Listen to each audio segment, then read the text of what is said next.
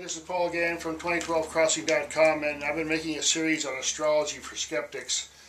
I've been a student of astrology for a really long time, but not really practiced as a pro, so to speak, but it's a subject of great fascination for me over many years, and I studied a lot of different aspects of it. And I've been trying to make this little series about what I call astrology for skeptics, to kind of get an overview of really how the ancient people who studied this thing for a long, long time came up with some of the symbolism, and how just truly amazing it is, even with all our technology now and the things that we discover with our modern instruments, how embedded in astrology are some incredibly fundamental principles that just are absolutely amazing when you correlate it with modern observation. So I suggest you watch the other part of the series first, because there's about 3 or 4 other episodes. But we're talking a little bit about astrology in the sense of cycles and rhythms, to get the whole broad picture. Basically, as we all know, frequency of energy transmission is incredibly important. For example, if you say from 0 frequency, 0 cycles per second, or you just pick an arbitrary period of time, say a second, and say how many cycles are in that second. Now, there are things that vibrate in a way that are totally inconceivable to us, because our hearing is roughly 15 cycles to 20,000 cycles, roughly, depending on your hearing and so on. But animals, there are some kinds of bats, for example, that might be able to hear up to 200,000 cycles. Extremely high pitch. Now, that's just really stunning if you think about it. So basically, the net is that everything is really vibrating, including our Earth.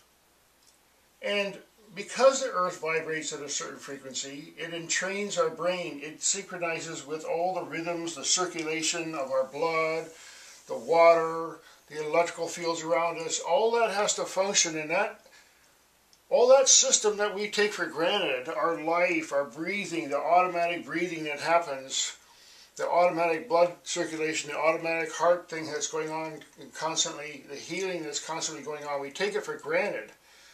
But this all has a physical function. It all has an incredibly complex and incredibly beautiful, harmonious system that holds it all together. And what it comes down to is that there's a lot of spinning fields around us, as we know. We know that the Earth has an aura. The Sun has what they call a heliosphere. There's an area of influence that extends very far from the Sun. And its light goes out for a long time. I mean, the light from the Sun, for example, is however long the Sun's been existing. It's been streaming out into space for, billions of years or whatever. And that's a huge influence over a long period of time. So basically what we have is we have like an underlying grid or flux of energy that's been streaming for a really long time. And that is going back and forth and pulsing. And those pulsing creates the circulation, for example, of the blood. It's a fluctuation of polarity is what's going on. And it just so happens that if you look at the various planets that are involved and all the various vehicles, and you might say, the various generators like the Sun and all the different big planets that are rotating out there, they're generating energy just like our Earth is generating energy. And it's just an incredible system that we live in.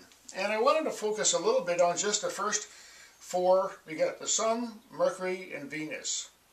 Now, from the Earth's point of view, even from the Sun's point of view, those 2 things are always very close to the Sun. And look at the symbolism that's involved here. You have basically, this could be looked at as a plasma discharge, or you can say the circle with the plus sign.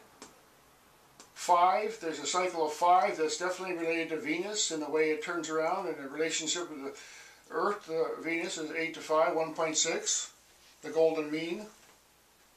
So there's an incredible spiralic motion going on that's actually harmonious. In particular, now our motion with other planets may not be quite so harmonious. I don't know what the exact calculation is, but for example, what's the calculation with Saturn? What is the rhythm? What is our cycle with Saturn? Saturn is roughly 29 years, you might say, I believe.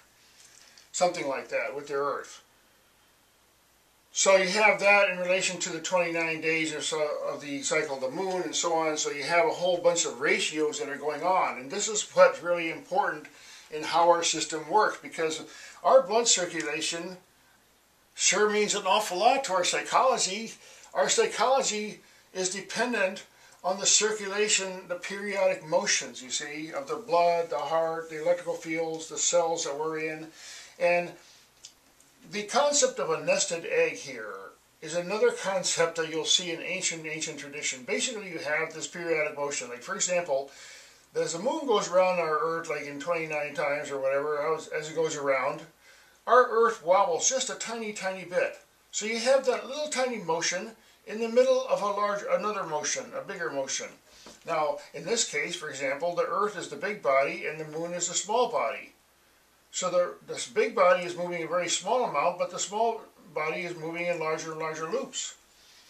Now, if you think about all these nested eggs, you see that the concept of field generation, the concept of birth and the egg, I mean, it's just really quite obvious. I mean, even with modern mammalian reproduction and all kinds of other systems and eggs and so on, you have this very, very amazing principle demonstrated in the physical world, because the spinning fields generate, sustain, and destroy forms. They generate forms that are characteristic of the types of energy that's moving. That's why if you look at a shape is demonstrating an active field. If you look at a crystal, you say, well, that crystal wouldn't be able to form unless certain conditions were, and those electrical conditions and those magnetic conditions and so on determine the shape.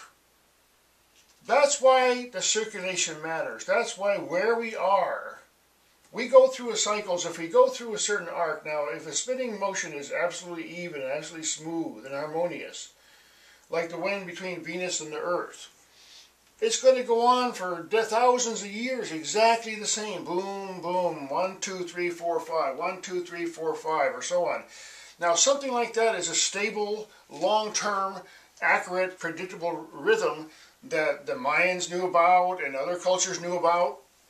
And I believe it's around 51 years. And again, there's another, with the Dogon knew that every so often one of the star that's around Sirius also orbits around 51 years. So there's a lot of different mathematical calculations that allow us to, if we understand how we are basically in one of these nested loops here, essentially, each one of us, we're swirling around in some cosmic soup. Our planet is. I mean, we may think, oh, we're going to the mall or whatever, but that piece of ground that you're standing on is spinning around through space really, really fast. And when you wake up tomorrow morning, it's going to be in a very different place, literally, and so are you. So what happens is, if you can train ourselves, if we can understand where the cycles are going, how that's moving at the moment, then we say, well, how can I synchronize my own rhythm to be part of that so that I have like incredible energy and awareness? Now, I have to go on to the next segment because YouTube only allows about 9 minutes or 10 minutes or so. But I want to explore this more, because if you look at the broad concepts of astrology and start thinking about rhythms and how, how you can start to understand the relationship of your personal rhythms to what's around you. Just start with the small things. Start with like the moon, sun. Think about it for a minute. Think about the rhythms and how they can be absorbed. Think about the Earth from the sun's point of view. Think about the sun's point of view regarding the Venus and Mercury and so on, the other planets that are nearby. So again, I have to go on the next segment, so I appreciate all the great feedback and thanks for watching.